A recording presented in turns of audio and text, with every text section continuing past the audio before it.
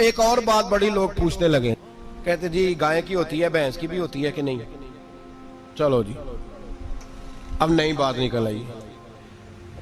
हदीस पाक में लफ्ज आया ऊंट का। नबी पाक ने फरमाया बकरा 1 साल का, गाय 2 साल की, ऊंट 5 साल का। हदीस में लफ्ज आ गया ऊंट का। अब को बंदा कहे पहले बताएं नारका के मादा का, तो मैं किधर से आपको हदीस निकाल के दूं जिसमें नार भी और मादा अलग-अलग हो? हदीस पाक में जिक्र आ गया दुम्बे का, मेंढे का। अब बाकी जो सारे जाग रहे हैं ना, अब गौर फरमाए, बाकी एक बकरा है, एक छतरा है, एक दुम्बा है, एक देसी बकरा है, एक पहाड़ी बकरा है, तो लहदा लफ्ज कहां से निकाल के दिए जाए? ये सारी अनवा हैं, अकसाम हैं, नौ हैं। इसी तरह भैंस भी गाय की एक किस्म है। इमाम आजम अबू हनीफा फरमाते हैं नौ मिन्हु, ये उसकी एक किस्म है, 9 में से है, गाय की 9 में से है। आप आम लफ्ज बोलते हैं तो कहते हैं बकरा छतरा गाय भैंस, आम लफ्ज है ना। तो जब गाय कह दिया तो आपको बंदा कहे गाय आया तो पहले बताएं गाय तो है, तो इसमें बैल शामिल है कि नहीं? तो गाय की जितनी किस्में है ना, हमारे मुहद्दिसीन भैंस को गाय में शामिल करते हैं।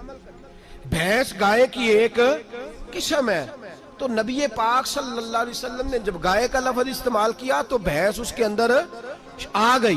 तो अगर गाय की कुर्बानी जायज है तो भैंस की कुर्बानी भी जायज है। अगर बैल की कुर्बानी जायज है तो कट्टे की कुर्बानी भी 100% जायज है। उसके अंदर 7 हिस्से डाले जाएंगे, उसे कुर्बान किया जाएगा, ये जायज है।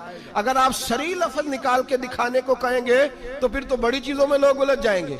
फिर कैसे निकाला जाएगा खसी की जायज है कि नहीं, जो खसी नहीं उसकी जायज है कि नहीं, फुला की? तो इन तफसीलात, हाँ बहुत सारी चीजों की तफसीलात हदीस में है, लेकिन सारी चीजों की मौजूद नहीं। इसलिए मेरे अजीज याद रखें, भैंस की कुर्बानी भी होगी, गाय की भी होगी, बैल की भी होगी, कट्टे की भी होगी। जिनकी नहीं उनकी नहीं। हमने कभी कहा हरन की कुर्बानी भी होगी या मुर्गी की कुर्बानी भी होगी। तो हदीस मुबारका के अंदर जो चीजें मौजूद है उनकी जितनी इकसाम है उन सब की कुर्बानी करना हाँ जायज है। और मेरे नबी पाक सल्लल्लाहु अलैहि वसल्लम ने फरमाया जानवर खूबसूरत हो, लंगड़ा ना हो, काना ना हो, जख्मी ना हो, खूबसूरत जानवर लाओ, उसको ला के ज़िबा करो। लोग कहते हैं चलो उतने पैसे अल्लाह के रास्ते में दे दें, तो ये काफी नहीं काफी।